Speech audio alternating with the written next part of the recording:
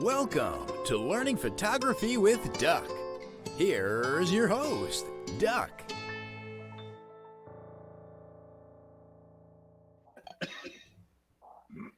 All right. Welcome, everybody, to another session of Learn Photography with Duck. I am your host, Duck. I want to welcome everybody to Monday evening. Today, it's going to be our Q&A, but before we get into the Q&A, I just want to go over a few things regarding this COVID-19. All right, and if you guys can do me a favor and just mute your microphones unless you have a question to ask. That way we can kind of kill some of that background interference for others. Awesome. All right, so we're going to be doing our Q&A today. So if you have any questions about anything regarding photography, whether it's about your camera, if it's about editing, if it's about flash, whatever it is, feel free to ask. But before we get into that, what I want to do is I want to cover a few things that have been tossed around in regards to reopening the state, from this self-isolation thing.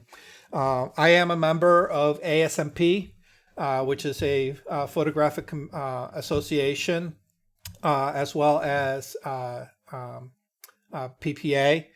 And the past few weeks, have been a lot of discussion about how we as photographers will be interacting with others once the quarantine is kind of not completely lifted, but relaxed a little bit, and businesses are able to get back to somewhat normal. All right. Now, I understand that a lot of you are not professional photographers, but I feel that if you are out there with your camera, if you're taking images, whether it's for yourself or for a client, there are still some ground rules that apply to all of us. All right, so I just want to go over a few of those things. Of course, the CDC has provided an overall basic guideline of how we interact with each other during this pandemic. And you can see I provided a link if anybody's interested. But basically, it's something that we've been hearing over and over again for the past couple of months. Hey, Doc, can you Yes. show that in a full screen instead of all of us, or do I have to? You I know have what to. I have to do. I know what Go I have ahead to and do. pin I have to my pin screen. you. Where are you? There you If you hover over my image, got it. you'll see a little thumbtack, and then that'll allow you to pin my screen. Okay. All right. I find it better than sharing. Sharing is kind of clunky with my setup. So anyhow, but all you got to do is do a Google search for CDC, how to protect yourself and others. It'll give you the link. But they're all basic. Wash your hands. Avoid close contact. Cover your mouth and nose, with a cloth when you're around others. And of course, cover up if you're going to cough or sneeze. And always keep, some kind of cleanser or disinfectant nearby. Wash your hands often, things like that. So this shouldn't be any surprise to any of us. However, let's see, where's my next? All right. The state of Connecticut has been kind of mimicking a lot of what the CDC has been offering in their own.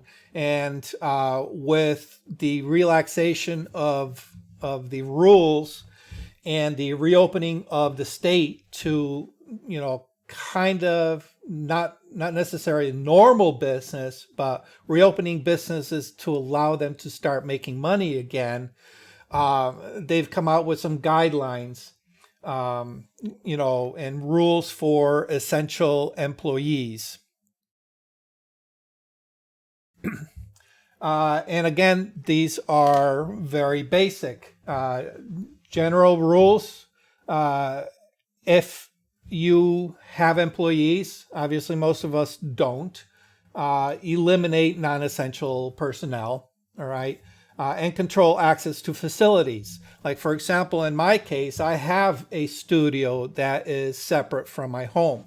You may even have your own little studio in your own home. Obviously, if you're going to be bringing people in for any reason, easy to maintain a certain amount of social distancing. Masks and cloth face coverings are going to be required probably for a very, very long time. China's been doing it for, I don't know, almost a decade now, to a certain extent, not only because of the air quality, but because, the lower health standards they have over there. It seems like every year there's some kind of tail over there. And we're going to be starting to see that as part of our normal here in the United States. Again, control contact between yourself and employees and others and customers. All right.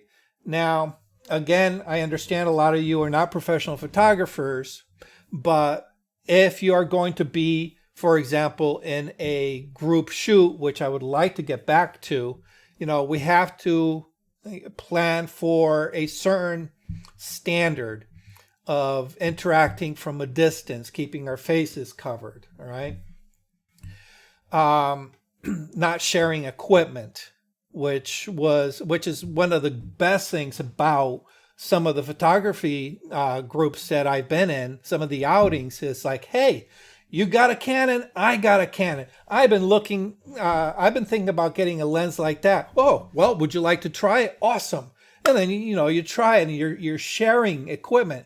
Well, unfortunately, we can't be doing that now without taking certain precautions.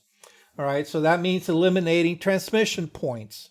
All right. Now, I come from my previous business. I was a full-time tattoo artist.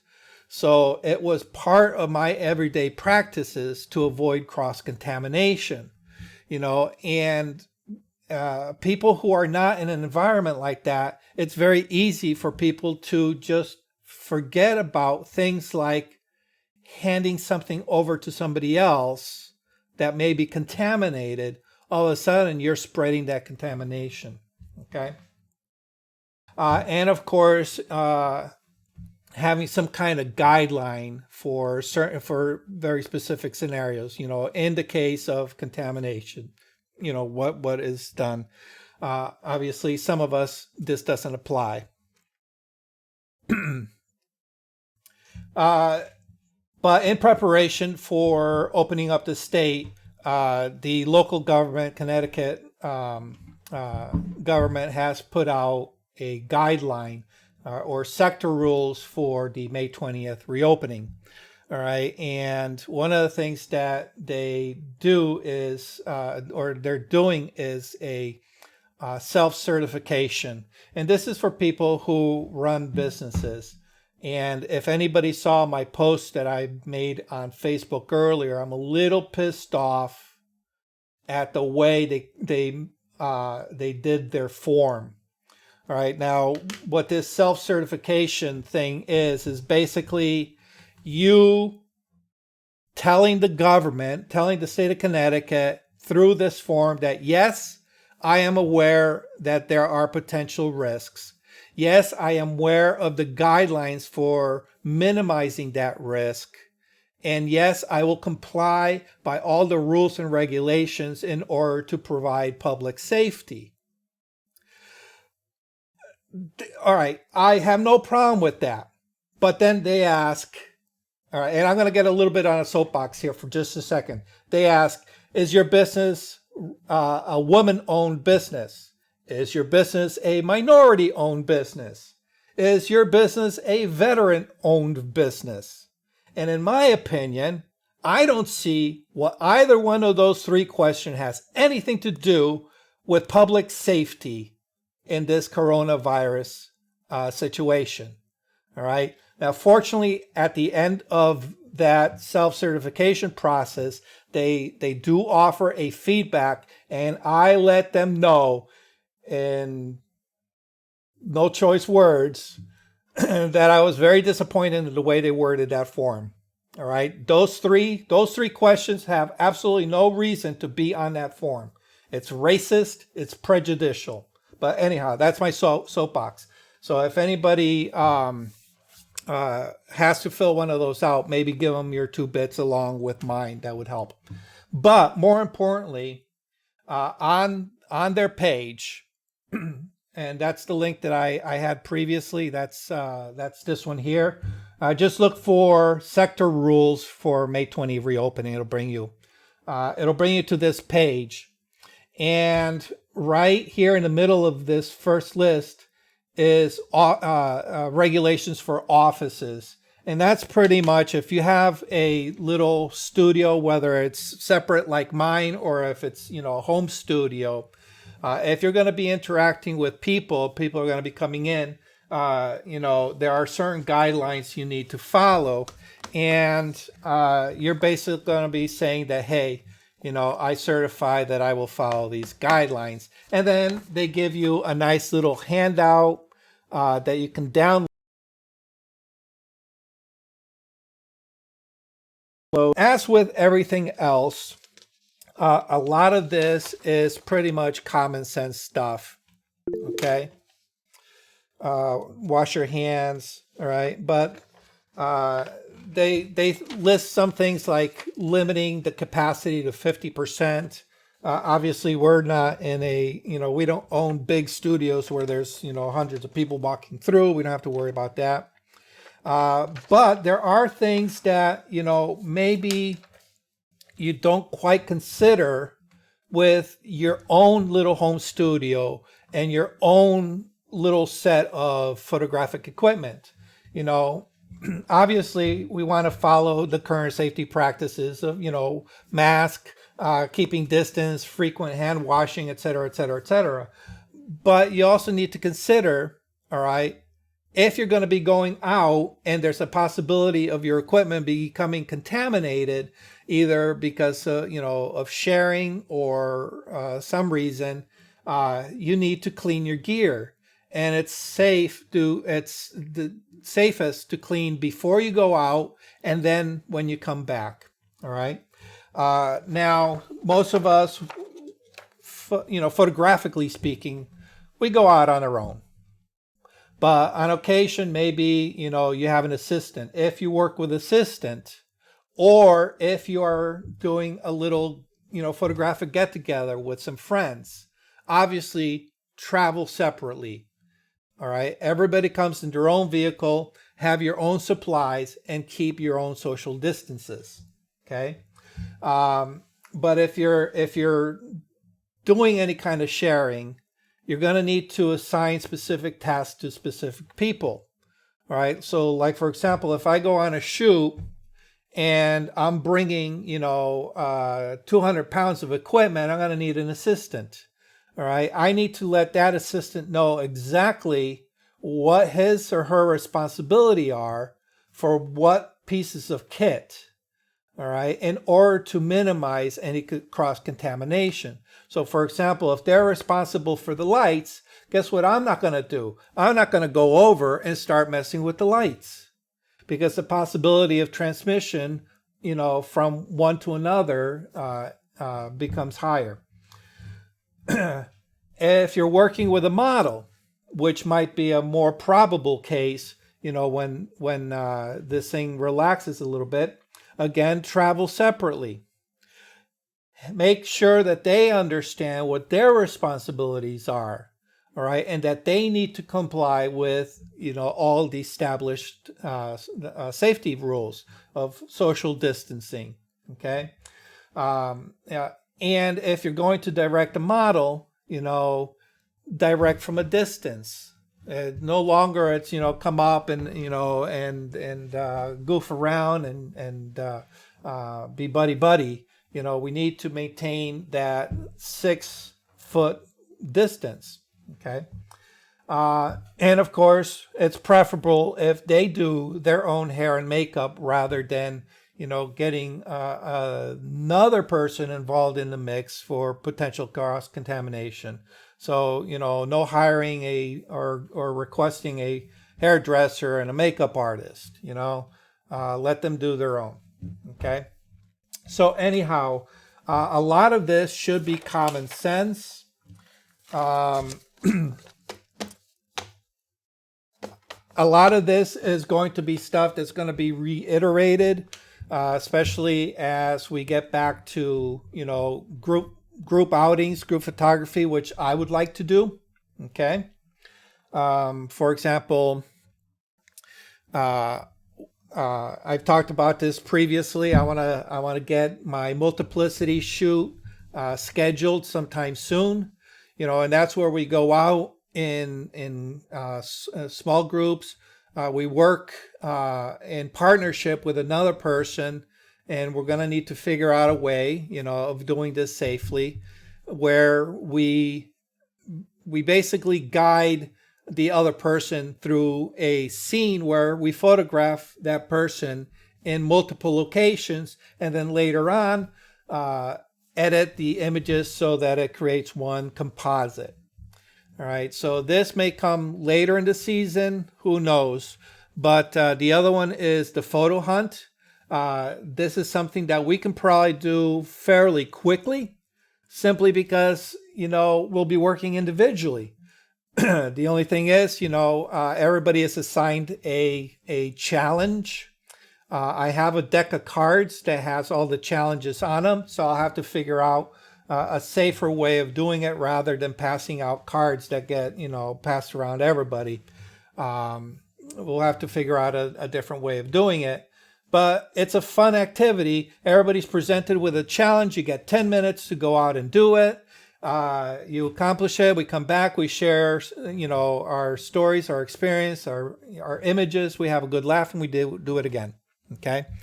Of course, there was a request through the Hartford Amateurs Photography group here on Facebook to do some kind of street photography or architectural photography, and I thought it'd be great to, combine the two. Although now, because of social distancing and the quarantine, street photography is pretty much out of the question. Although it can probably, if you are sharp, it may lead to some really, really intriguing images. It all depends, That's the nature of street photography. And of course, I would like to get into some live workshops here in the studio, but I think that's pretty much out of the question until the end of the year, if at all this year. So I'm still looking for ways of expanding this platform in order to present more content to you guys. So as always, your suggestions are always welcomed. The other thing, I want to thank Brian. He is my very first Patreon. He's my Patreon subscriber, so I wanted to give a special shout out to him. If anybody, if you really like the content that I provide here for you on these Monday night chats, Monday night sessions, if you want to support my teachings, you can go to Patreon. Just learn photography with Duck on Patreon, and for $5 a month, it really does help me out, and Hey, I would Doug. be greatly appreciated. Yeah, Bill. Yeah, I had trouble going to navigate that. So when I get there, are you able to show me just how to, like if I want to support you, what buttons to press? Are you able to show me here?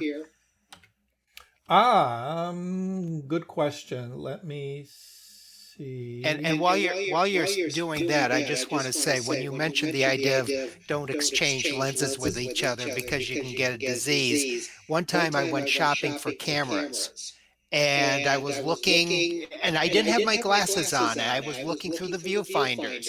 Then I ended up with an eye infection where I had this big, like, mega pimple above my Oh, eyelash, and I had to have an eye doctor squeeze the pus out or whatever it was. So, if I could get that there, somebody in this environment could really get hurt.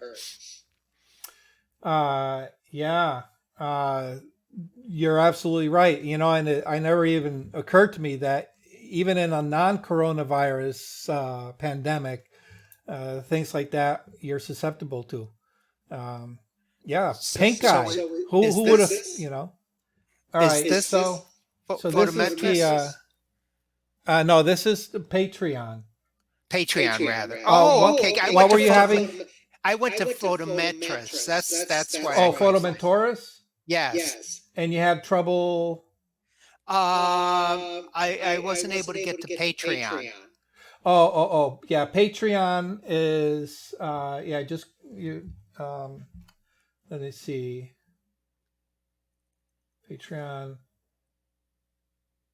You should learn photography with Duck. If you type it into the search, Okay. it should bring it up. And it's Patreon. Patreon. Correct. Patreon.com. All right. And I guess we could probably ask Brian, because he's so, it's one thing being the creator of the site. You have access to the back end, so I don't think I ever see it from like the client side. All right, I'm looking at this. It says private. Wondering if that's an error on my part or what.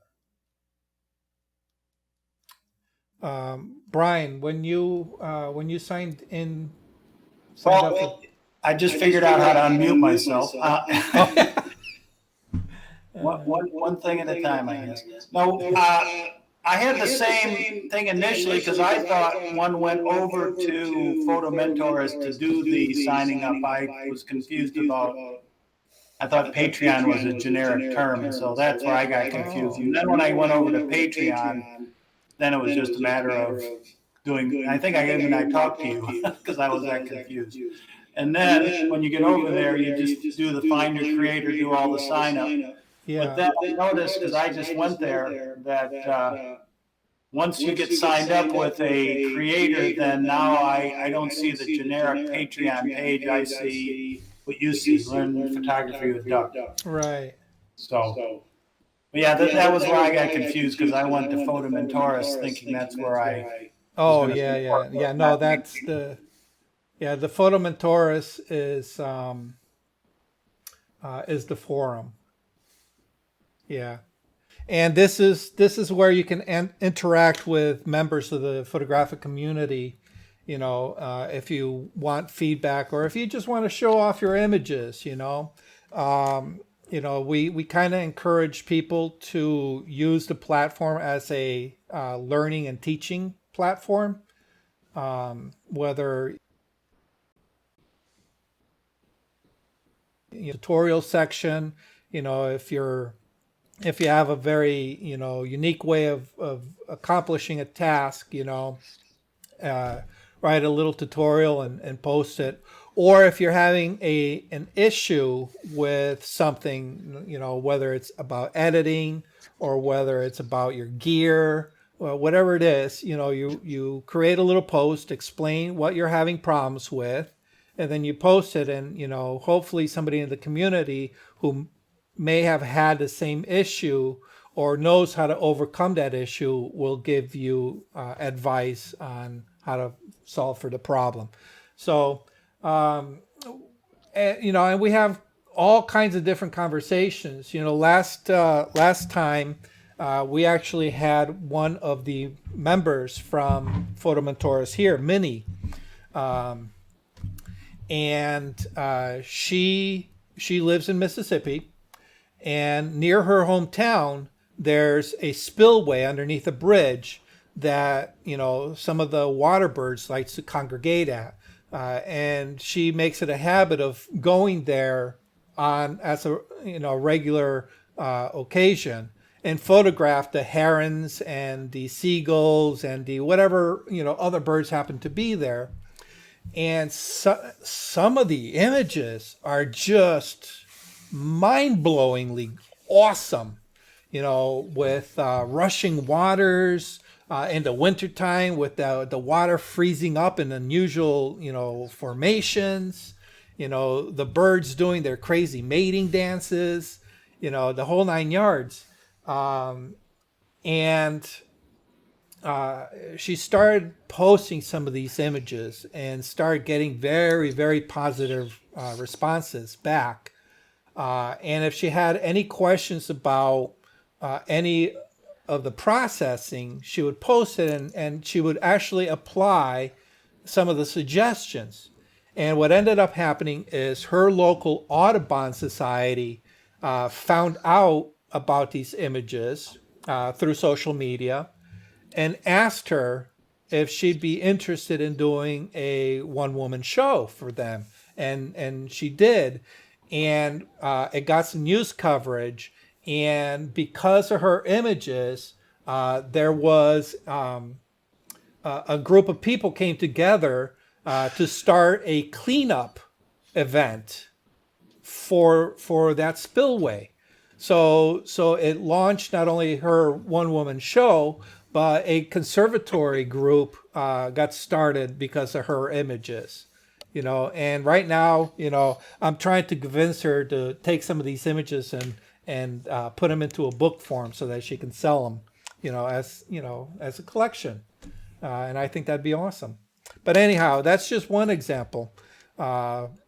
So there's a lot of benefits to joining a photographic community like that, where you can interact, not necessarily on a face-to-face level like we do, in photographic outings, but, on a more scholarly written level. So anyhow, I do encourage you guys to join. It's free to join. It's free to participate. It's a pretty easygoing group. We have some moderators there that, look out for any issues. And the biggest issues we've had is probably the spammers that, try to, the Russian spammers that try to put on the, those bullshit link sites, but we have nobody no member there is hostile. We don't have hostile members that say, oh, your work sucks, you should put your camera away. We don't have none of that, which we have seen in other communities. So we're very grateful for our awesome members. So anyhow, now that I've said my thing about safety with our equipment, safety with opening up the state to business, does anybody have any questions that they need answered? Any questions? Marion, you look tired. Now, can we, I think, sorry. Go ahead. I was going to say, are you ready for photography questions? Yes, go for it. Launch them. If I can. I have one that actually I was going to use it as a first thing in the photomentors you were just talking about. But here's my situation. I came across some photographs of fireworks from 2010, so it's about 10 years old. I didn't even know I had them. And they're a different kind of fireworks, and so what I want to do with them is make them bigger and make them ready for printing, and probably do some cropping. So that means what I want, and the last thing about them is they look more like artwork. So I'm not worried about photographic making it look real nice photographically, but more of an artwork. But I do want to be able to crop them, blow them up, and say perhaps print them on an 11 by 14 size. So my question then is, what is the best way to make a JPEG larger? I know I can go in and just increase the size, but I can also increase the pixel and that rating. I don't know if there was a better order to do that, or if there was some other way to approach that. Mainly when I get to printing it, they want to have it so that I don't get the warning message that your image is too small. Right. Okay. So, so you said they're older images. All right. And they're JPEGs. Okay, but what's the average size pixel wise? Are they like 12 megapixels, 16 megapixels? Well, that's the other thing. Sorry, I logged myself off by mistake. The ones I'm interested in, the size of the image, it's a 1.21 megabytes, and the size is 1131 by 1531. So 1131 by 1531. Yeah, that's tiny. Yep. That's tiny. And is that out of camera, or is that just something? Well, it's spooky because I found these on my SmugMug site, and I'm pretty good about storing old images around, but I could not find this one set of images. So what I got is what I got. Well, yeah, you're not gonna get good prints out of that unless you're printing small. Okay. Unfortunately, JPEGs are already compressed, so if you scale them up, you're just going to exaggerate any compression artifacts that are already existing. So. Yeah. Are there artifact removing techniques? Well, probably not. You got to realize that most firework pictures are bright points of light against a black field. All right. Now, typically, the way JPEG works, or JPEG compression works, it looks at a pixel point and looks at its neighbors, its surrounding neighbors. And it determines how close, numerical wise, how close am I to my neighbor. If it's 1 or 2 points off, it's going to say, oh, well, it's so close, I might as well be the same numbers. All right. So by creating blocks of color, you can now designate blocks rather than pixel by pixel. All right, and that's how they tend to compress file sizes. What happens is, in a normal picture taken, with a digital raw camera, you have a gradient because each individual pixel has its own value, independent of what's around it. So even though it may look black, it's probably not solid 100% by the numbers black. It's probably a gradient of very, very dark pixels. And then interspersed through that are these points of light that create the firework. So what happens is, you've probably cropped it, the original, and then it was reduced down to the 1.2 megapixel size, all right, and then exported as a JPEG. So you have lost, obviously, physical pictures by cropping it down square, and then you've reduced the size, so you've eliminated, I don't know, maybe 2/3 of the pixels in the reduction, scale reduction. And then on top of that, there is the file compression. So you lose quality in that aspect as well. So there's a lot of damage that went into creating that JPEG. And now you're trying to come up with a way of reversing all that damage. It's almost impossible, you know. But I won't be deterred. So what happens if you take a picture that was taken at if you were going to try something like that, could you? I know there's something that someone can change the pixel per inch type thing.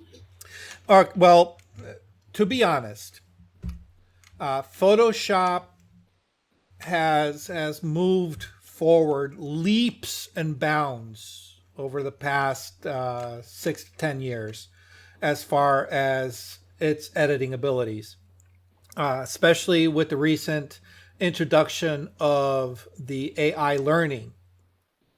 And of course, you know, Adobe's always looking for new technology to absorb. And one of the technologies that they absorbed, I don't know, like 3 or 4 years ago, was Noise Ninja, all right, where it was a noise reduction company that was like one of the best. They bought them out, and they were able to implement a lot of that and expand on it. So the other technology they've been working on is upscaling. Exactly the tool that you're looking for is where you take a low resolution image and you expand it.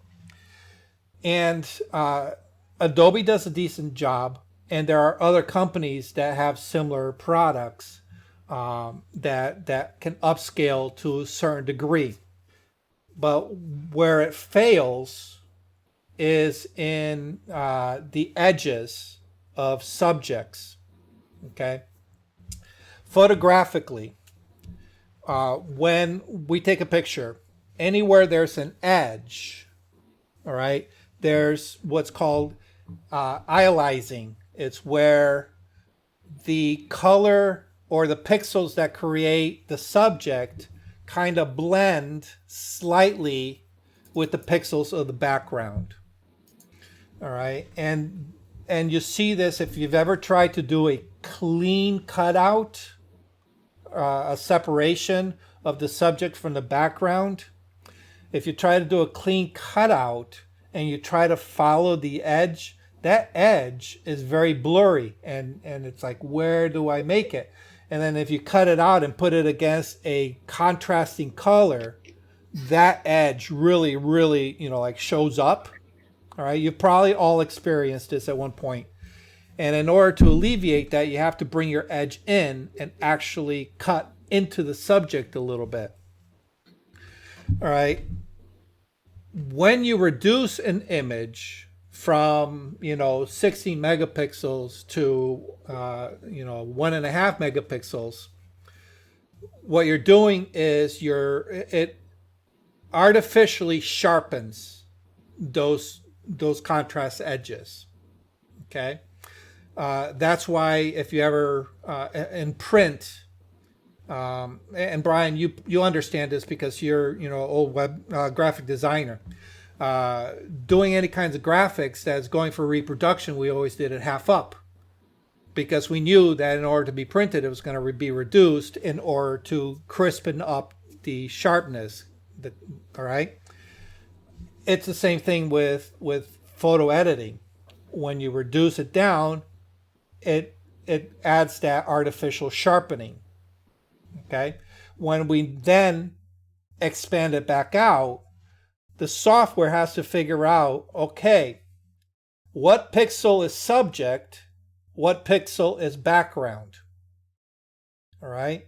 And because the line has already been blurred once in its reduction, now it's trying to figure it out on the upscale. Photoshop can do this really, really well up to a certain point. You know, if you upscale 25%, yeah, it may not be noticeable. 35%, yeah, you might need to do a little bit of sharpening. 50%, you're probably going to start seeing a very, very soft edge. All right. Blow it up 100%, forget about it. You're probably definitely going to see that, that soft edge. Okay. And then the other consideration is how much compression went into that JPEG when you took it from its original down to its compressed size. Was it 100% compression or compression to keep 100%, you know, mental block.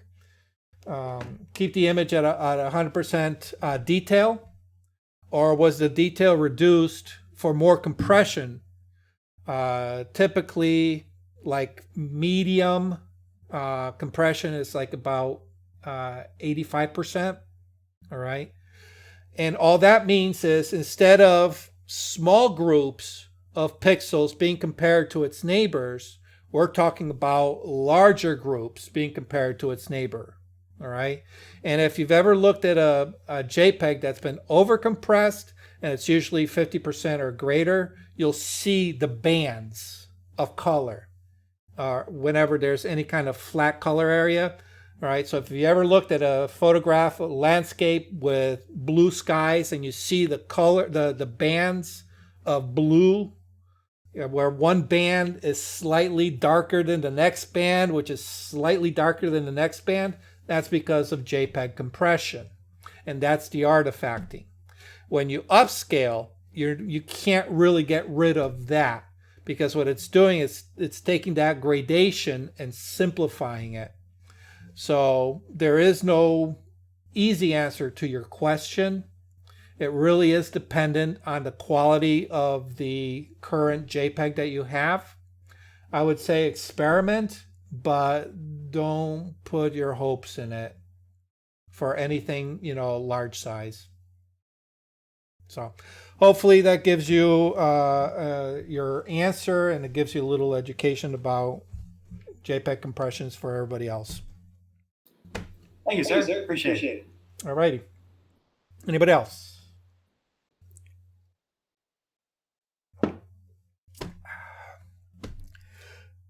Nobody else? Nobody's got questions about problems they have with their camera or... All right, well, let's turn it around. Well, this is BJ. I'm here. Hey, BJ. Okay. I've got a question for you. All right. Sort of a follow-on to your COVID discussion. Okay. But we all want to get back out in the field and start shooting. Yep. So this is really on the shooting. And one thing I know that we in Monroe can do is we go out to Web Mountain Park because it's not too crowded. We can maintain our social distance. But what sort of springtime, I don't want to say landscape, springtime shooting in the woods kind of tips would you have? Things we might do that are interesting. And I'll tell you, for my interest, it's getting warmed up again out in the woods with the camera. What do you really think about to get fluid again? Manage the camera. All right. I can actually answer this in two ways. All right.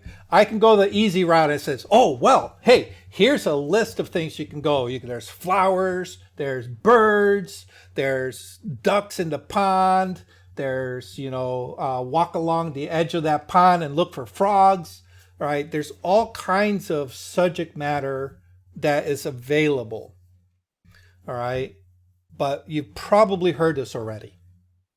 All right. So if I had a buzzer, I would have pushed the buzzer at that point. Yeah, exactly. Give us the meat of the story. Exactly. So what I would suggest, all right, is instead of concentrating on what's in front of the camera, concentrate on what's behind the camera. All right. One of the things that appeals to me with photography is the dual nature of photography. It's both an artistic tool and it's also a very technical tool. All right. I'm very comfortable technical wise. All right. The artistic side for me presents a little bit more of a challenge because making my transition, and I'm gonna talk about me because it puts it into kind of like a context here. I came from film to digital, and with film, I was very young. I really wasn't as involved with photography as I am today. It was more of a tool, an artist's tool of capturing what was in front of the camera. So I would go out and take pictures of whatever appealed to me. And then 2 weeks later, week later, 2 weeks later, when I got it back from the developers, I go, oh, that's terrible. But hey, it's my image. I'm proud of it. I made it. Look what I made. All right.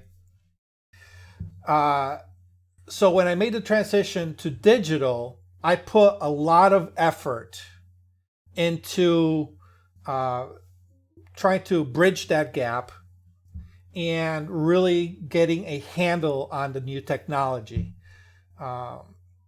So the artistic side kind of went by the wayside in order for me to understand the technical aspects of the camera. So for me, my challenge for myself is going out and really expanding on the artistic side, not autistic, the artistic side. All right. So for me, one of the appeals with some of the photographic clubs is it gets me out doing something that I normally don't do. So it forces me to get a little bit out of my comfort zone. So what I would suggest is really take a close look and figure out what are your hang-ups. All right. What are you having a hard time grasping your hand around? All right. And make a short list. Doesn't have to be anything crazy. And then just pick one of those.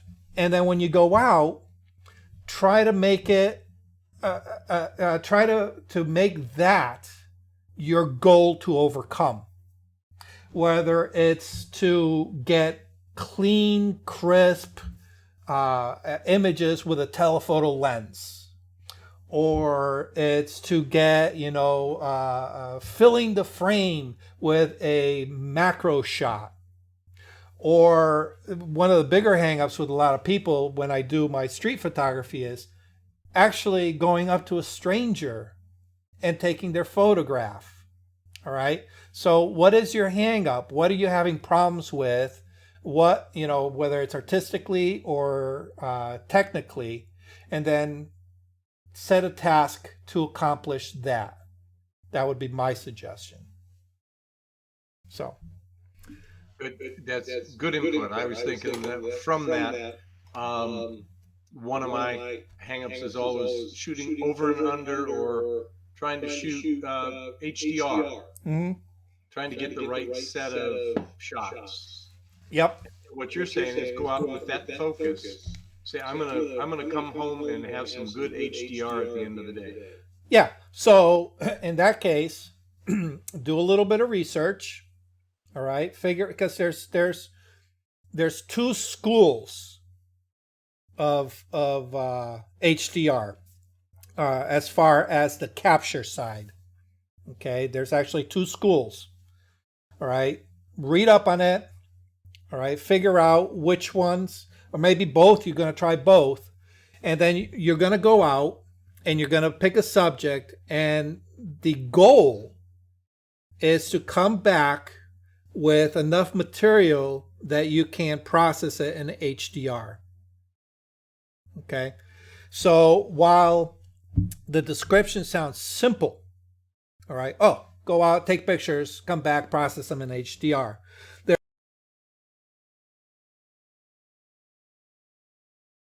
There's consideration.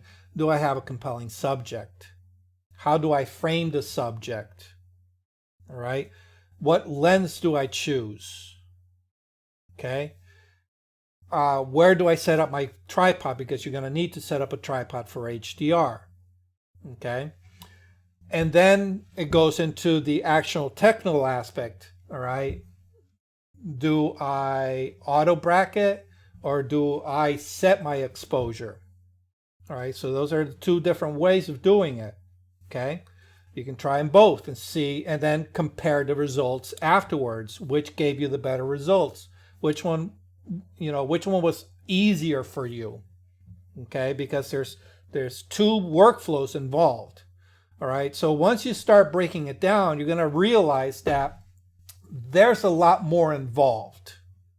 All right, and this will present you with that challenge that's going to hopefully, kick the juices in and say, oh yeah, all right, I'm digging this.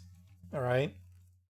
And because you have a task, you're going out with a purpose rather than walking around with your camera and saying, I don't know, nothing's speaking to me. Okay. So you have a task, and basically you have a job to do. And you need to make sure that you get the images so that when you go home, you're not coming home empty-handed with nothing to show for it. All right. And then you sit down at the computer, and that's going to present another set of challenges. Okay. Going through, picking out the images, processing them, which way do I want to tone map them, and so forth. So that's an awesome challenge. Well, I think you've just presented a very positive springtime cure for cabin fever. Yeah. Well, it's funny because a lot of the photography YouTubers, they've been putting out all these little videos about, shooting indoors and shooting small. One of the things that I've noticed in some of the Facebook posts is the dandelion seeds, photographing the dandelion seeds. I'm seeing that everywhere. All right. But it provides a challenge. All right. If you're not used to shooting macro, all right, it's a nice little subject. It's pleasing to look at when you get a nice result, but technically it provides a challenge. And I think that's what we need at this point, is something that's going to challenge us when we get out there. Otherwise, it's no fun. That's right. Thanks, Doc. That was a good explanation. All right. Anybody else? Carol? Bonnie?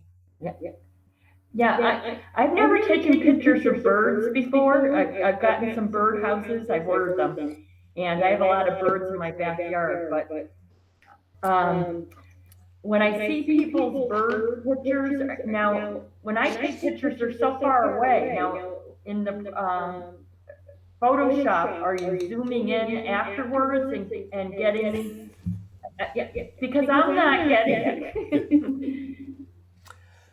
A word of warning. Bird photography is very addictive. Be warned. Okay. All right. It's very addictive in several aspects. All right. One, because there's a certain challenge of trying to create a compelling image from a subject that you have absolutely no control over. All right. Usually in lighting conditions that you have absolutely no control over. All right. So that challenge alone will either push you to keep moving forward or push you to quit. All right. But when you start getting good results, it pushes you to keep going and keep going and keep going. All right. I know quite a few bird photographers through the forums, and some of them even make it you can call it a game or a challenge to really start not only documenting the different types of birds, but also learning a little bit about their nature and their habitat and what is going to attract them. What comes to mind is this one photographer solved a lot of problems for himself by creating outside of his window. He's got a big pane glass window, and he created natural looking perches literally inches from his glass.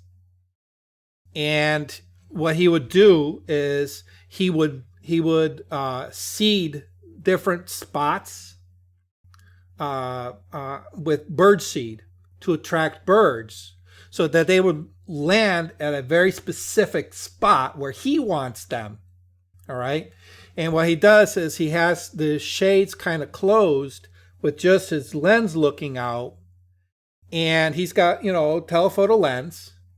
So what he did is he set up a situation where he doesn't have to go to the birds come to him. All right.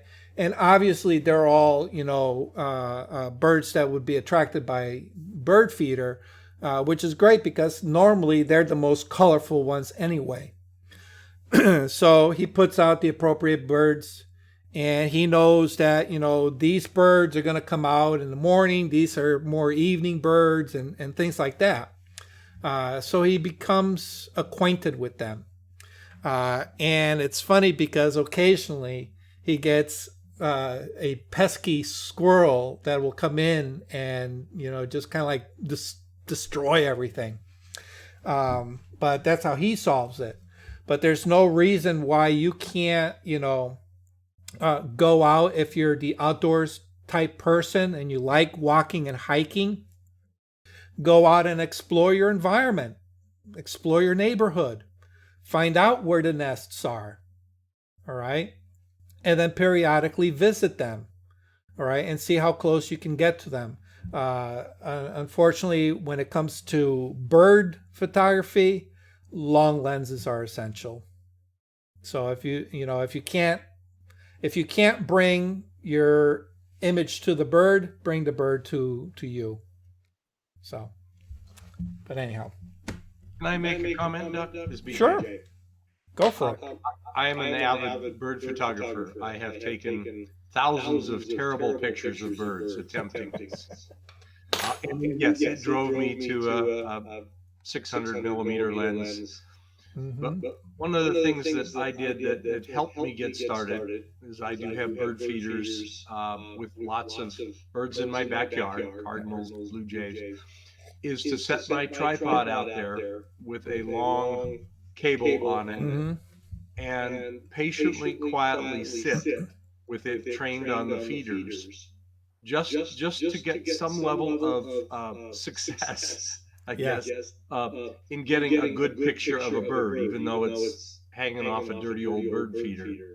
But that's one thing, is set it up on the tripod, no shake, so that you can capture the image at the right moment, just for practice. I have learned a lot more about hand holding a long lens, a lot more bad pictures before, trying to figure out how to hold your breath, stabilize yourself to shoot with a long lens. But for anybody who wants to learn about it, I'd recommend the tripod aimed at the bird feeders. Near me is Bent of the River Audubon Society. And at this location, they have like all Audubon societies, they have their main building that they have their workshops and such. And this particular building is a couple levels, and they have on the it's technically the second floor, but it's on the back side of the building, so it's more like the third floor. They have a little observation level.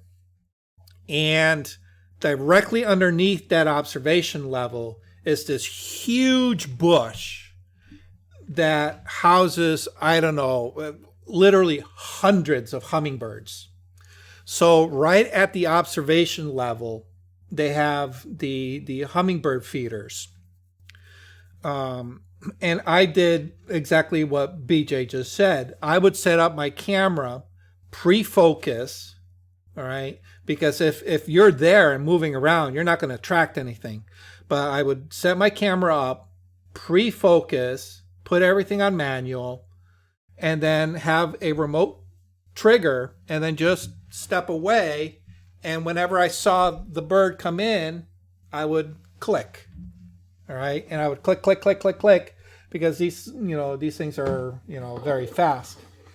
And, you may take 100 photos and walk away with 2 or 3 really, really good ones, Hey, Doug, what would you focus on? Obviously, you want to take a picture of a bird when it gets there. You would practice on a bird to focus on it, or what?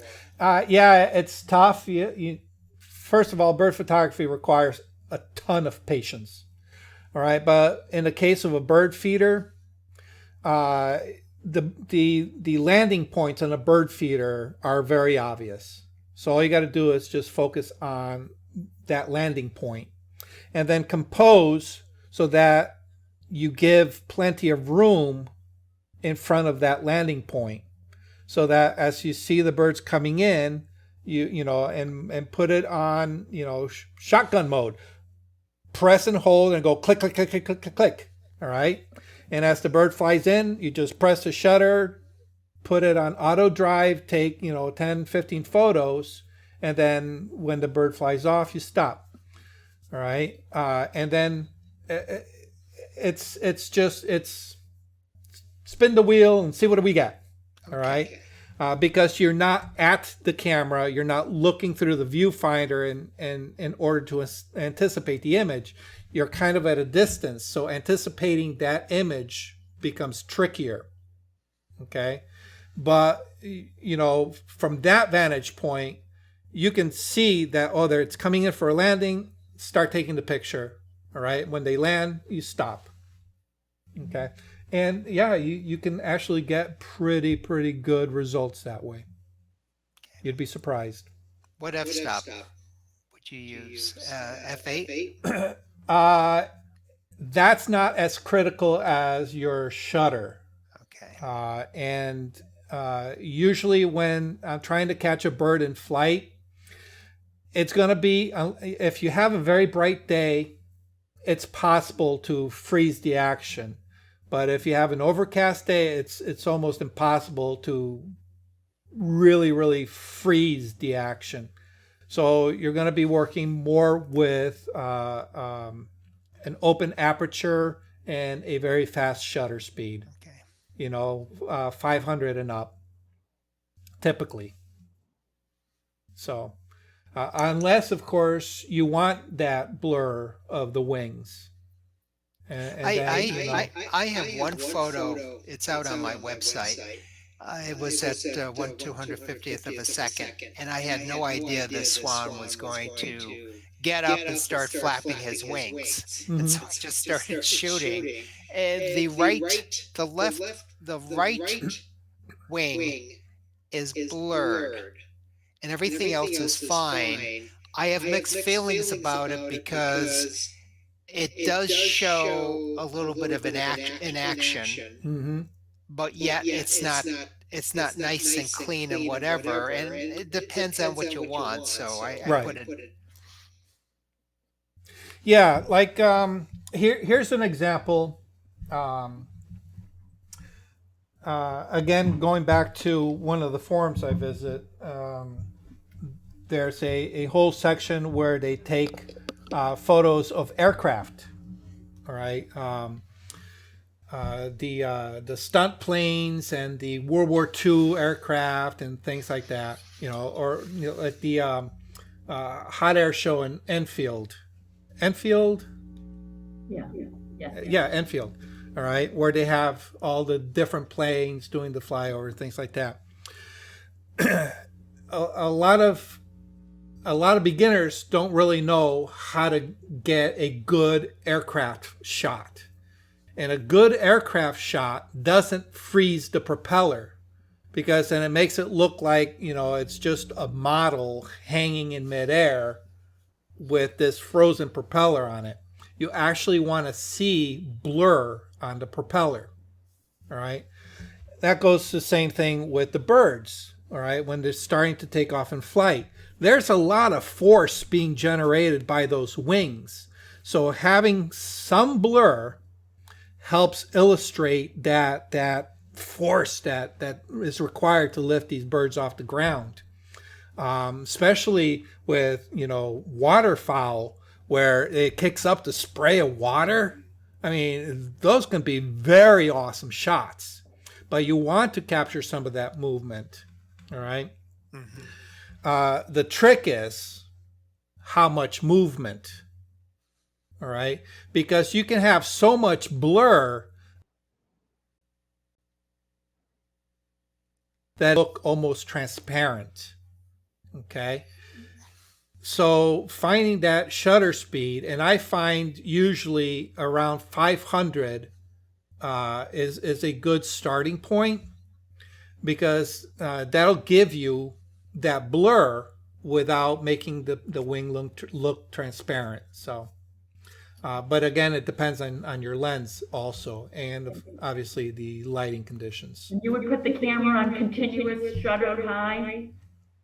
I would, if you're looking, if you're looking to take an action shot. Just hold it down. The cable. Yep. Just go tick tick tick tick. Yeah. The thing is, when you start observing animals in their natural habitat, after a while, you start picking up on the body language of these animals. All right. It's just like when we're looking at people. We can tell by body language when a person who's sitting down is getting ready to stand up, all right, before they actually stand up, all right? So we can anticipate that by the body language. It's the same thing with animals out in the wild. After a while, you get to recognize certain body language with the animals and say, oh, that one's getting ready to take off, all right? And they may just do a short burst, but, it's something. Or they can take off. The trick is, it's their habitat. Sometimes they can take off just like that, and you're like, oh man, I missed it. So that kind of presents a bit of a challenge. But if you can anticipate the action, all right, then at that point, you can lead your frame in front of the action, so that the bird is flying into your frame, not out of it, which is a very tricky thing to do. What I find with a lot of beginners is, they're looking through and they're anticipating, and the bird will take off and then they'll chase it. All right. And when they come back, all they see is tail feathers in their image. Okay. If you can anticipate it, you actually go in front of the bird as you start clicking the shutter, and the bird will catch up to the frame. All right. And it just increases your chance of getting a better image. All right. But no matter what, it's definitely a patience game when it comes to animal photography. So. Thank you. Awesome questions. Awesome. Bonnie's being nice and quiet back there. So besides birds, what has everybody been photographing? Anything interesting? I live near a waterfall, so I went there, Roaring Brook in Cheshire. And I hiked, first of all, it's a steep hike, so I decided to stake it out without carrying a camera and a tripod first. And at first the leaves weren't out that much, and then I wanted them where the leaves were just budding, so you'd have the green. And it's a good thing I did it when I did, because I went up again this last Saturday, and the leaves are just too big, and are basically hiding the waterfall. Oh, right. It's really way in there in the woods, so it's a little tough to get. It's not out there like Wadsworth or Kent Falls. And in fact, I had to Photoshop a few things out.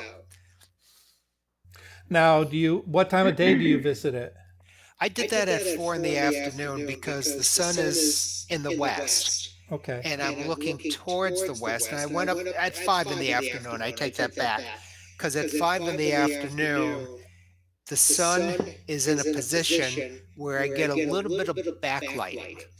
And it was just the right amount of backlighting. And of course, when I'm shooting at the waterfall, this 800-foot waterfall, I am shooting just the green, the hill, the waterfall, and I'm not shooting any of the sky. So I'm not going to get any sort of flare. But somehow, at that point in time, the color just looked right. And I figured if I tried that when the sun is in the east, and here I am looking west at the water, I was afraid if I did that then the sun is shining on the waterfall, and I didn't want that either. Yeah, yeah. Well, lower contrast lighting will always give you more saturated colors. Okay. Yeah. Now, are you the kind of person that likes the soft, silky water flow? Or? Not as much as some people. I go down to 1/25th of a second, 1/20th of a second, maybe 1/15th. But my favorite is 1/20th, and I don't know if it's because I have a video background. With video, that water is really going and you're seeing action. I sort of like that, because when you're walking in the woods, realistically, when you're walking in the woods, you're not seeing anything silky. So I like a little realism in it. Right. Plus, I am lucky. I did not take the tripod. I thought, let me try it without the tripod, because this is a horribly steep hill. I am lucky, and you've seen my work where I can do 1/15th of a second. Remember the guy with the card game I did that time when we did the shooting? Oh, yes, yes. Yeah, I did that at 1/15th of a second. For some strange reason, I'm lucky that I can do that. Yeah. And so I got some good pictures out of this one. Cool, cool. Do you have monopod? I do have a monopod. Yeah, You should consider a monopod, because you can use it as a hiking pole. Thank you. There we are. Yeah. Yeah. My backyard growing up was here in Shellen, was a stream that went from the reservoir down to the river. So my after school days and my summer days were literally up. I got very, very. Did my microphone go off? Yeah, your microphone has gone on and off a couple of times. I just saw that come up, and that was very strange. That was like an unsolicited action. It's not something I did. I wonder if one of my connections is loose. That's bizarre. I'll have to keep an eye on it. The audio died for a couple of seconds here and there, not too often. Troubleshooting time. So many things can go wrong with this thing. All right, but anyhow, as I was saying, my backyard was this stream, and I used to take my little. I had a Pentax K1000. Awesome camera. Wish I still had it sometimes. And I would load it up with Tri-X film, and I would just go into the woods, and I could never ever get a good shot in the woods. Never. It's one of those challenges that one day I'm gonna nail. All right. I guess every so often I'll head out. But it was great because I got my exercise, but I learned to hike that rough terrain really, really well with a hiking stick. And there's actually techniques to hiking with a hiking stick. that I Yes. learned over the years. Mm-hmm. So, but to get back to it, now I'll take my tripod and I'll extend it and I'll use that as my hiking stick. Aha. I have the foot that can it collapses in, the rubber foot collapses in to reveal a spike. So Mm-hmm. I'll turn it so I can reveal the spike and I'll use that. So and I don't know what kind you have, but mine I can actually unscrew the bottom and there's three little legs that are hidden in there that flop out, and I screw it back in and it's a self-standing monopod. Oh, So okay. I also have with the I keep there are certain things I keep in the car because I'm never going to use them in the house, right. and I don't want to be a situation where, oh, I left it, damn, I left it at home. So my hiking poles are there, my monopod is in the car, Yeah. and this also attaches to the monopole a connection that holds the iPhone. So I can Yeah. use the Yeah. monopod with the iPhone because sometimes I do video. Right. Actually, a lot of walking sticks, hiking sticks, will come with a little cap that you can unscrew to reveal a 1/4 inch thread for cameras. Oh, So oh, you might want to check your hiking sticks. It may have that. I should do That's that. Yeah. the kind I have. I Yeah. have one of those, and it was almost necessary when I moved to Connecticut because of the terrain you're talking about. Yeah. Yeah. Yeah. My backyard um, um, runs, like I said, runs from the reservoir down to the river.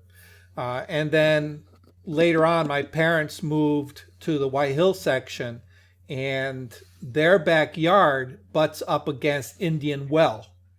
Oh, So I can walk into through their backyard, and about maybe a 15-minute hike I can get from their backyard to the top of Indian Well, the falls. So it's a lot of fun. In that same area, Duck, the Paugussett Trail runs all the way up to Monroe and Webb Mountain and Stevenson Dam. Oh yes, that's right. Yes. yeah. Yeah. One of the Blue Blaze trails, about Uh, 13 miles. Yep. Kind of along that the railroad tracks. Right. Yeah. One comment for speaking of waterfalls, for people who'd like to take a tripod but don't want to go through real rough terrain, Southford Falls State Park, Yes. Yes. 88, is a very easy area to hike down a little hill, and you can place your tripod and have a lot of fun. Not the most spectacular area, but a good area for practicing. And Yeah. You have to go there after a good rainstorm. yes, yeah. Yeah. Yeah. It's one of my favorite places. I found, well, not recently, but I've been going up to Scoville Reservoir in Waterbury. Have you gone there? It's the Mill Pond Trail, and it's a 3.5 mile trek. And you can find your nice water views, and they have ducks, and they have bridges, and they have turtles, and painted rocks, and you just have to do the trail and walk it and take your time and look for things to take photos of. Yeah. Yeah. Dr. Gefrida Park is another similar location that's got so much going for it. It doesn't have a waterfall, but you can find all kinds of little critters along the banks. And what's nice is that one of the banks has kind of like a cliffside. So if you go in at the right time of day, you can get that sun coming across it really nicely. So, Nice. but yeah, and any place that has a pond or a lake or a little river, you're going to find all kinds of things to photograph along its banks. Mhm. I was at Gefrida Park a couple of years ago, in I want to say midsummer, And what's nice is that the west side of the pond is usually always pretty much in shade because of the heavy tree growth. And if you walk a little bit off the trail, you're going to find mushrooms everywhere. And they are so neat to photograph. You know, you got to get down on their level, you know, but that's an awesome little subject. And because I was under a canopy of trees, I had that very, very soft, diffused light. It was awesome. So, all right. Well, we had Bob come in, and then Bob dropped out. What happened? Hey, Bill, have you been up to Wintergreen Lake in Hampton? That's near the Eli Whitney Museum, right? I think so. Yeah, I haven't been Okay, there. yeah, oh yeah, Winter. Is that the one? It's off. There's no parking spot next to it. I've been there before. I was going to go there the other day and decided to hike behind the Whitney Museum, but I've been to the Whitney Lake. You said?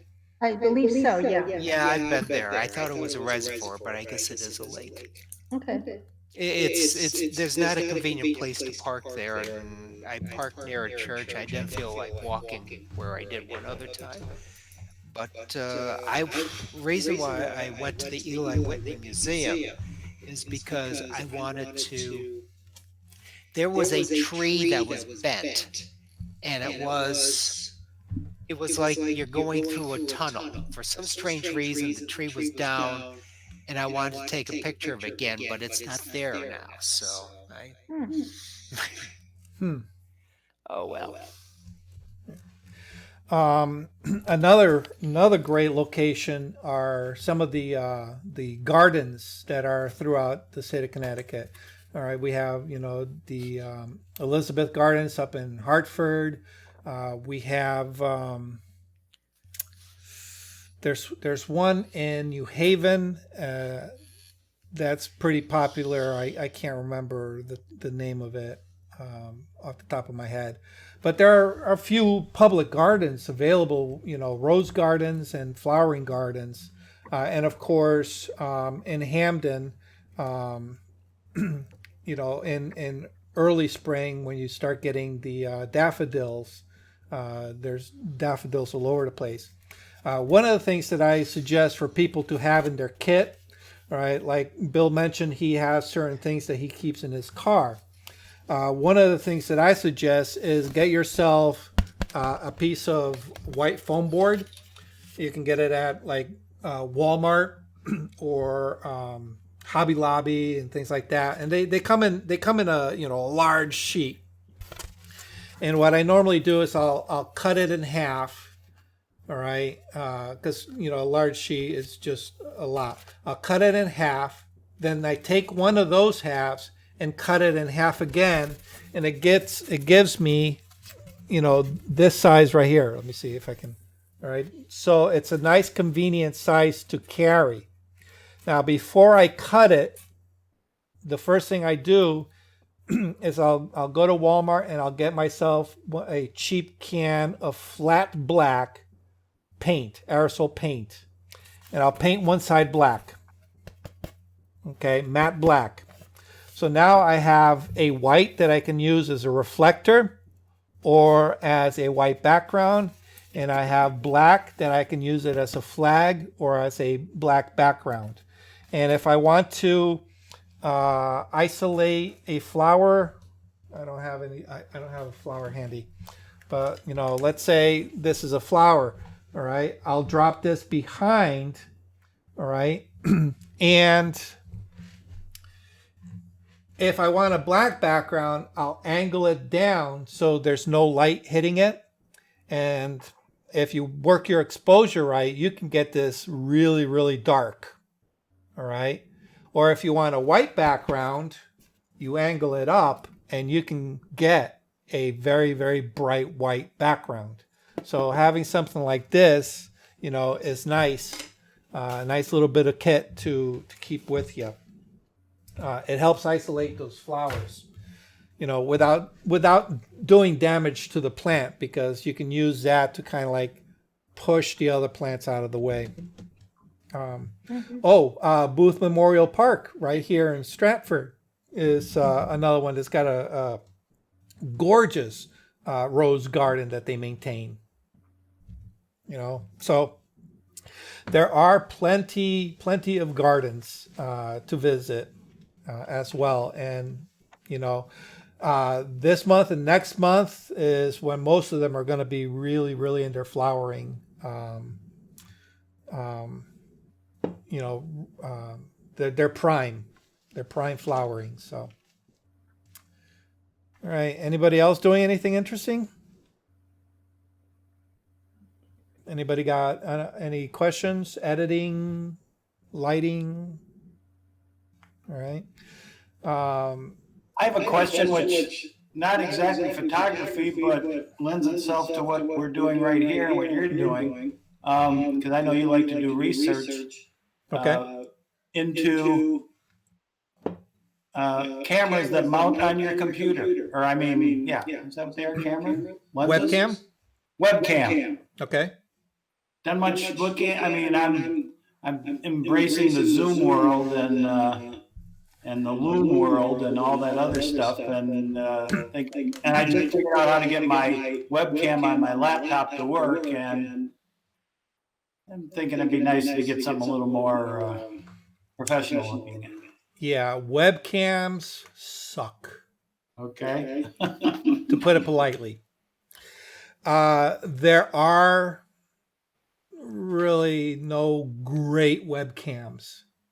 All right. I use a Logitech 964 or something like that. The latest one that's out on the market is the 922.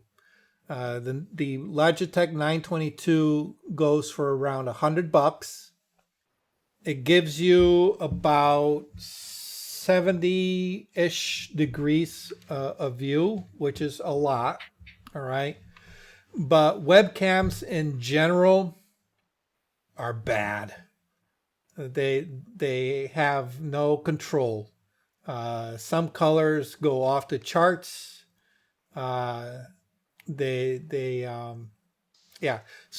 if you're looking to do anything on a more serious or professional level, a lot of people have been taking mirrorless cameras and converting it to their webcam. That gives them better color, better focus, better bokeh. All right. But obviously it's a little bit more expensive than a webcam.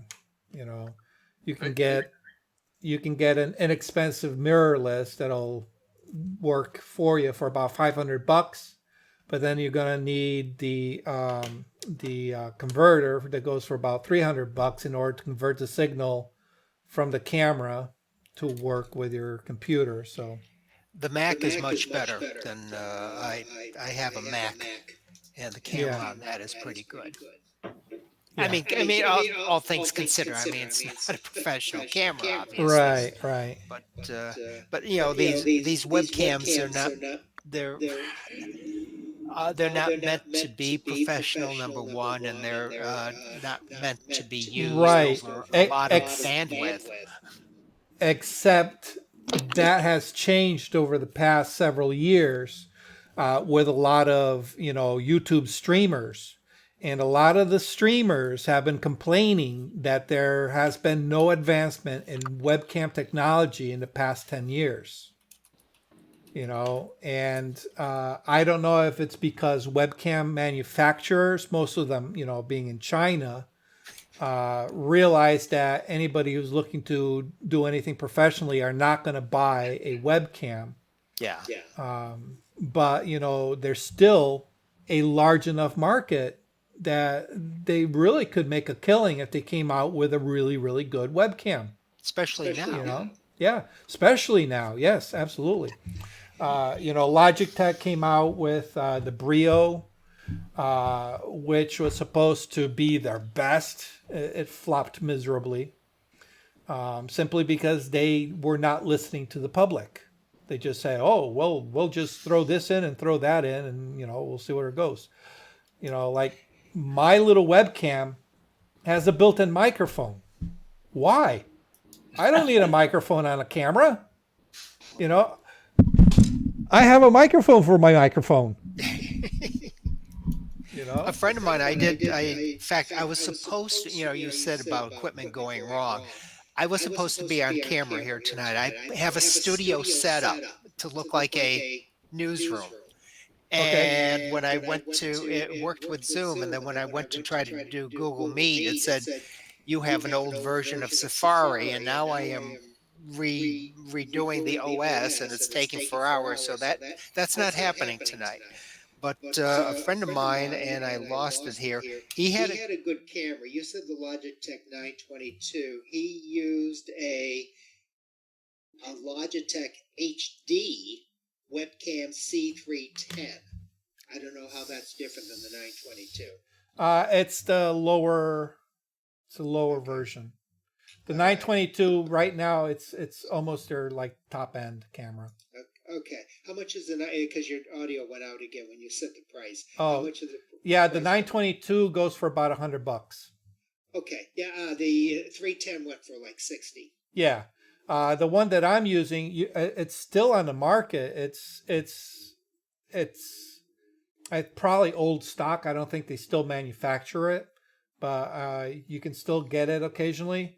I paid about $170 for this camera, which is the 966 or 962 or whatever model this one is. I don't even remember. So, but yeah. And I honestly think I have my studio background. This is actually I'm on a green screen here, but this is actually my studio. I took a picture I set up my lights and I took a picture of it just so I can use as my green screen background. Here I am in my studio. Well, I was talking to somebody yesterday. He's into photography and video, and he wanted to know if he has the green screen. He has a green blanket or whatever you call it. He has a green screen. And he said he would like to use a moving picture. What could he use for background in Zoom? Would it be a GIF file? I said to him, I think it would have to be a GIF file. No, you can. No? I think Zoom plays MP4s. Oh, okay. All I'll right. tell him that. All right. You might have to check. All right. I'll check. I'm pretty sure it's MP4s. I know Zoom can play video. I know that for a fact. Okay. I just don't. I'm not 100% sure at what format. I don't know if it's AVI or MP4.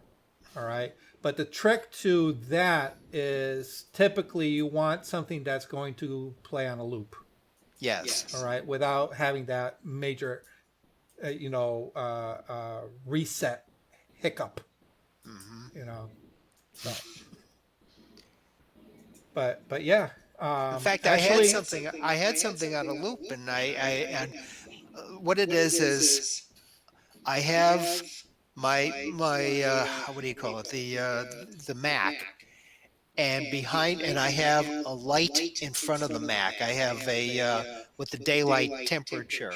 I have a lampshade and it's in front of me, so the lighting's good. I have enough lighting behind me, and behind there I have my computer, my big monitor, 2 tape decks, and then another TV monitor. So I had a picture on one and a loop, a still from. I have Photoshop open with a photo on one, and then I have a loop on another one, and it was supposed to be high tech tonight. It works with Zoom, but it won't work with this.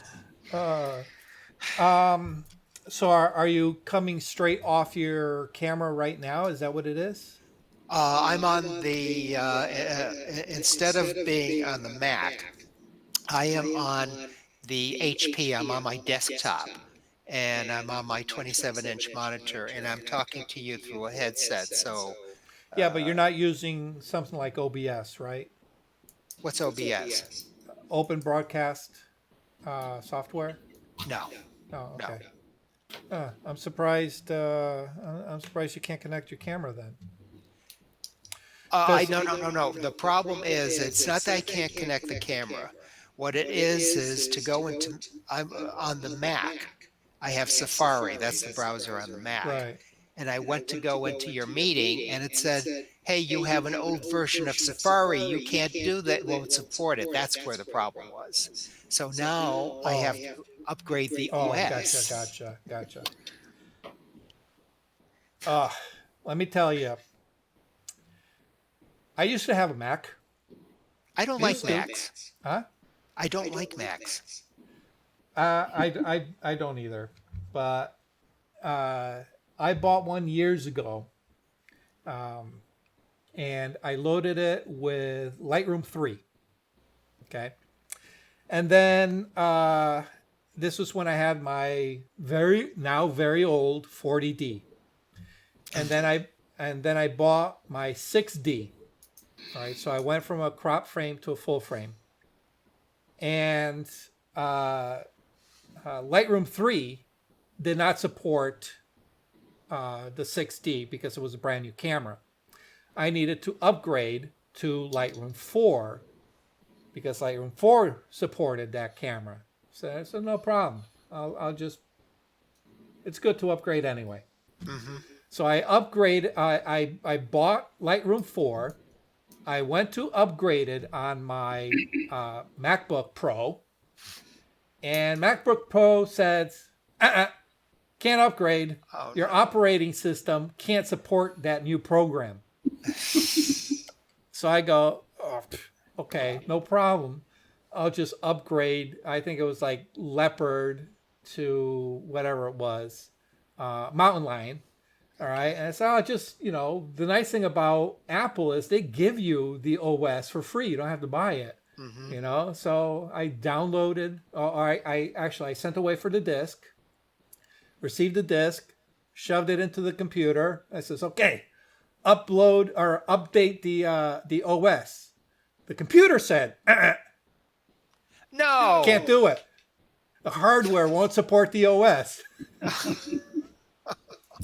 So it was a chain reaction. This is why major companies like AT&T, I was with AT&T, major companies don't always upgrade when the new software comes out because you have, not only do you have something like, okay, you won't have Lightroom in business, but you have this and that, and you have a lot of proprietary software that maybe you made in-house or somebody else made, and it's not something that you buy off the shelf in a regular store. And so you can't always just say, "Hey, the new version of Microsoft OS is out. We're going to buy it today." No, you can't because it may not work with everything and anything.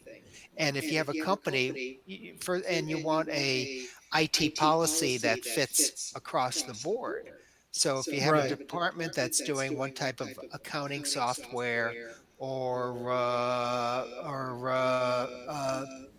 or insurance software or whatever weird type of thing you happen to have, that company that supports you with that has to make sure it can support the new operating system.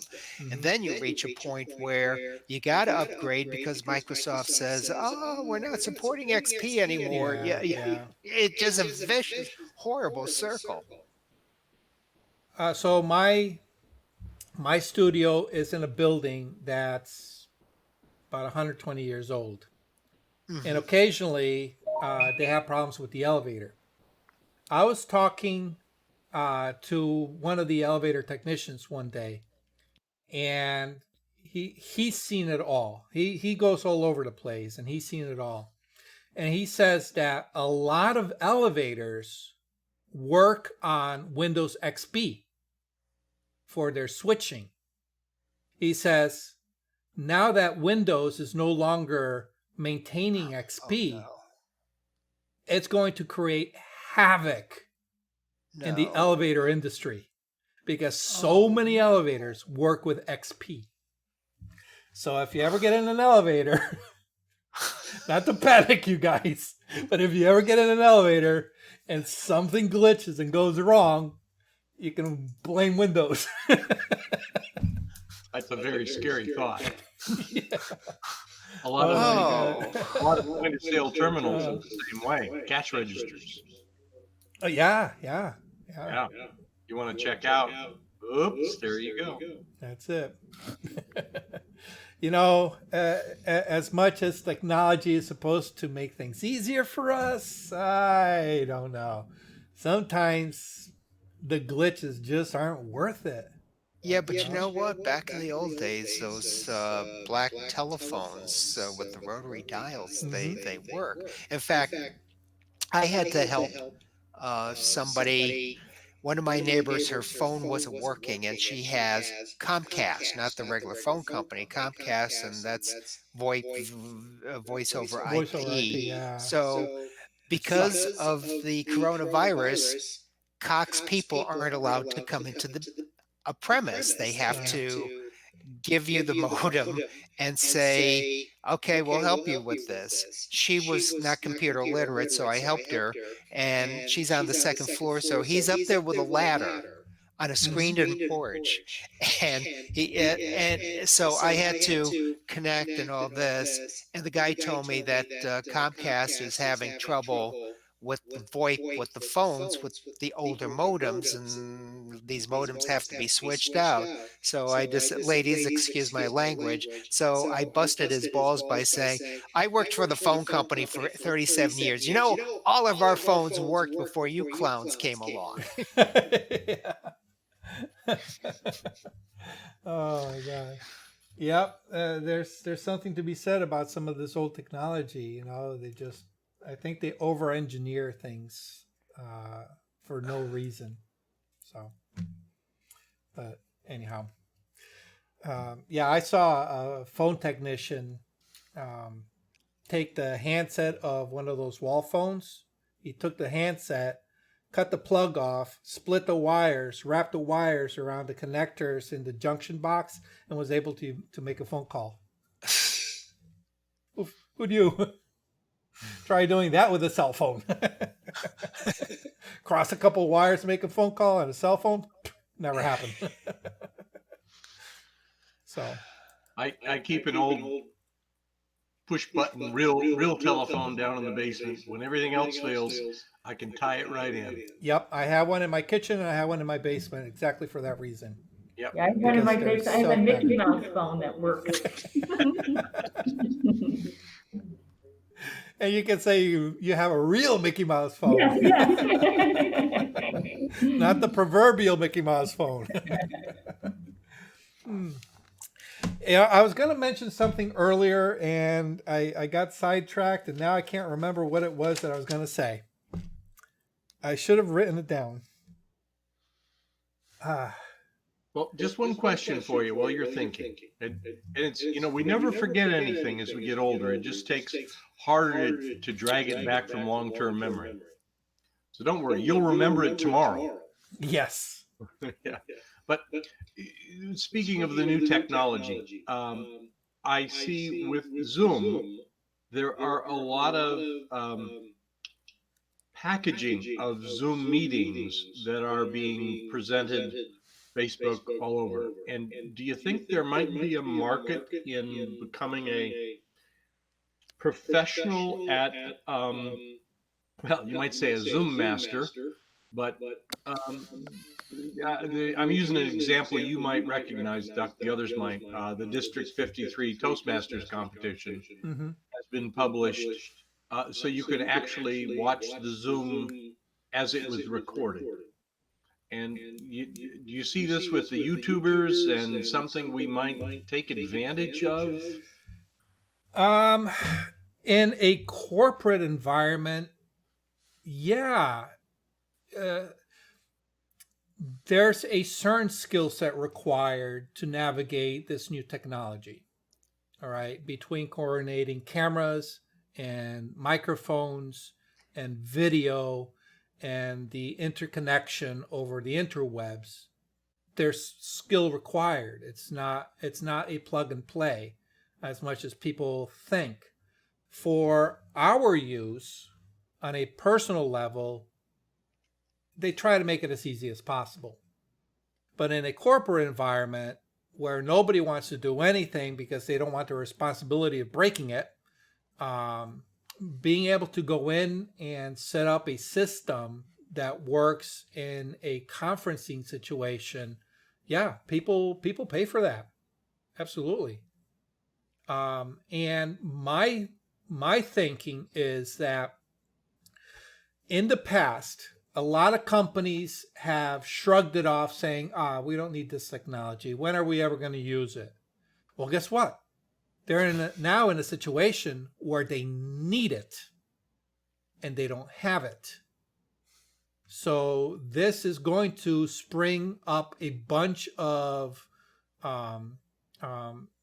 shed businesses, little, individual out of my living room kind of businesses, where they go in and they set up these corporations with teleconferencing in their, facilities. So, yeah, absolutely. I'm doing a variation on that right now.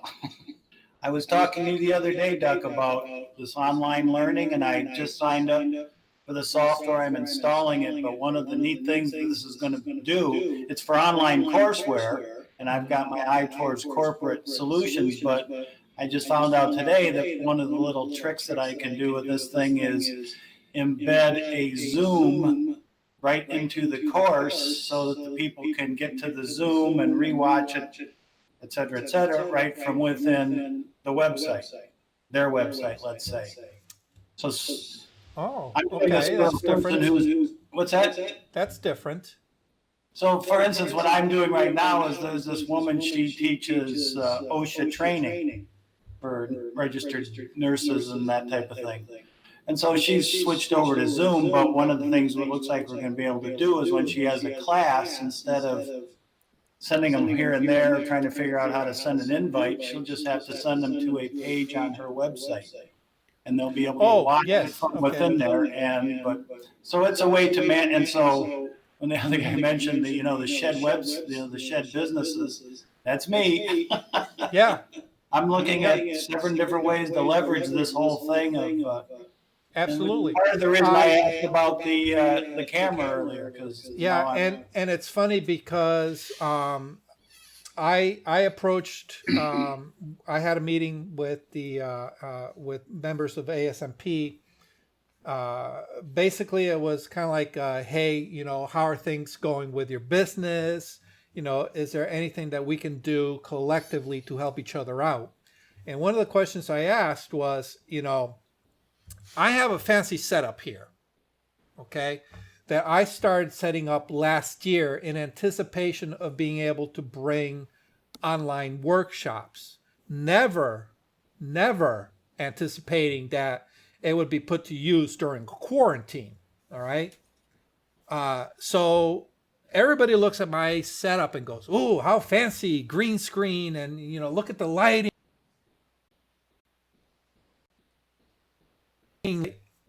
Oh, my microphone we lost your audio again. Yeah, I just saw that. My microphone glitched.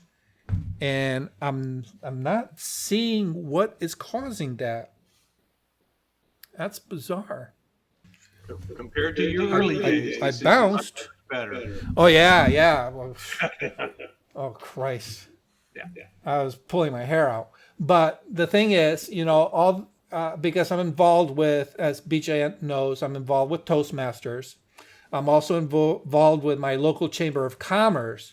So I am in front of a lot of business owners, and they're all seeing this system, and they're all comparing it to what they're using.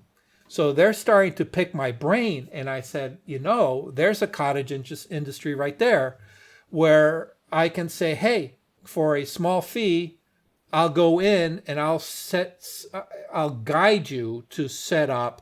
Obviously, they're going to have to do the purchasing of the equipment and do the actual setup. But I can guide them because I've already gone through all the hiccups and the bad processes. I can say, hey, this is how to set it up. So yeah, absolutely. Your expertise is worth something. So Good luck, Brian. Thank you. yeah, yeah. I'll pass them your way because I don't know if I want to take anything else on. I got enough fires going, you know. So Well, the thing is, I was lucky with this. I wish I could see. There we are. Yeah, I wish I could see if my mic is on. I have to move my mouse to see if the mic is on.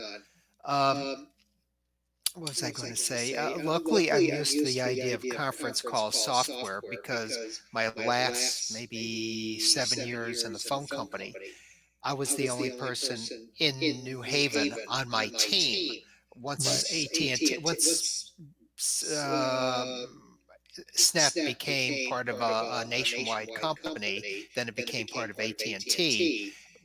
We in IT supported everything and anything all over the country. So this is how we communicated. In 2002, the company said, we're not allowing people to get on the plane to go to conference meetings anymore.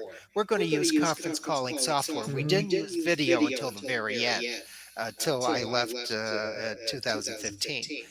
And this has become a way of life, and the software had the ability to where you can send private notes to each other, or you Right. can send private notes to everybody, or you can share a screen, your PowerPoint or whatever. What makes it great is, and what I really learned from other people is to have a meeting agenda on a PowerPoint, and you're using your Yes. PowerPoint slides and as your guide.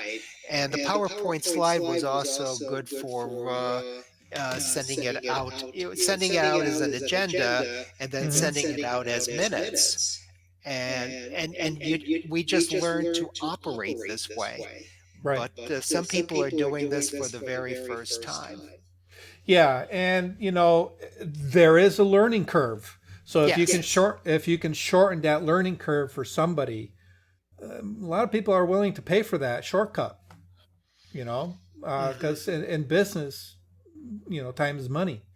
You Yeah. know, and I have a feeling that all those companies that were, we don't need that technology 2 3 years ago, now that they realize it, they may start going and say, okay, well, we want to implement it because we see how our productivity, you know, stayed the same even though people weren't physically here, or maybe even some companies their productivity went up.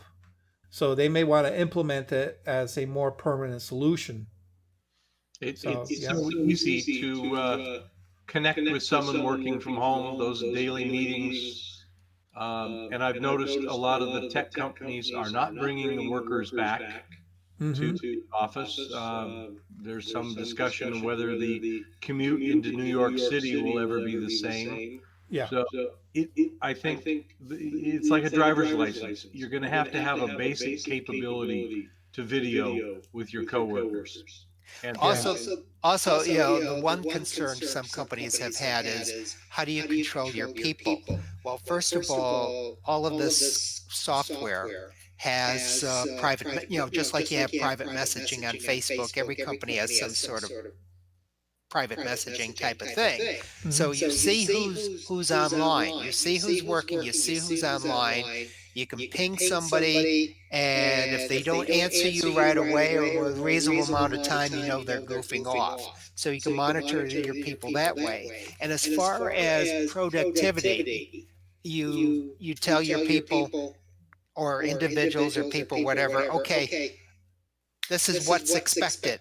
This is the timeline. This is the quality. And if the person doesn't do it, it's the same way as if they don't do it if they're in the office. You reward them if they do it well, if they meet those goals that you've set, and you discipline them if they don't. It can be done. Uh, Yep. Absolutely. Um, I'm trying to see if I can find there. I can't. I saw a meme on Facebook I'm not a big fan of memes, but some of them can be very, very funny. Yes. Um, Especially when you're stuck in isolation. yeah, but this one was like perfect. It had um, 4 quadrants with the Jetsons, and Oh once yeah, I have that on my Facebook page. Yes. yeah, okay. And it's funny, here it is. I mean, that cartoon is what, 40 Yeah. 40 years old, 30 50, years old, 50, whatever it is. 1962. Yeah, 50 years old. Yeah. And it's like, oh, they predicted today. Except for the flying cars. Except for the flying cars, yeah. That's the only thing that has not happened. But yeah, all the teleconferencing and telemedicine and socializing through video, and yeah, it's here, you know. Well, I happen to like going to these meetings by conference call, and I will go to one tomorrow night, and I know Bonnie will go to one, the same one, and North Haven, and I have my food, I have my wine, and the cat is here. I can't take the cat to a meeting, Right. and I kind of like this, and I kid because I watch the Mass on TV on Sunday morning. So I say I go to the Church of the Holy Living Room, Yes. Yeah. and I wrote that to several people. And one friend of mine wrote back saying some of her friends are happy with, are happy with going to church at home. There are people who are bitching because they can't go to church, and it's like, hey, I kind of like this. Yeah. Yeah, and there's an industry that's been, doing broadcasting, for years. Yeah.